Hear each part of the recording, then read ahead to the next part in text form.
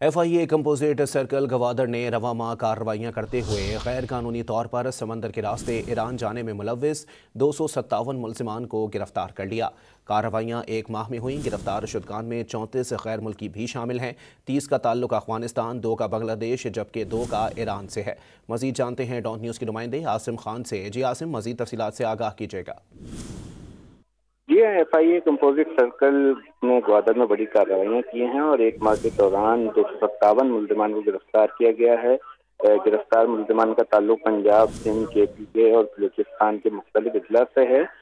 गिरफ्तार मुल्जिमान में 34 गैर मुल्की भी शामिल हैं, जबकि गिरफ्तार मुल्जिमान में 142 का ताल्लुक पंजाब से, 12 का जो है सिंध से और 63 का ताल्लुक KPK से बताया जाता है। गिरफ्तार मुल्जिमान गैर कानूनी तौर पर समंदर के रास्ते पाकिस्तान से ईरान जाने की कोशिश कर रहे थे, जिस पर इनको मुख्तलिफ कार्रवाइयों में गिरफ्तार किया गया है, जबकि इंसानी स्मगलिंग और गैर कानूनी धंधों में मुलव्वस दीगर मुल्जिमान की गिरफ्तारी और इनके जो सरबराह हैं उनकी गिरफ्तारी के लिए भी कोशिश की जा रही है।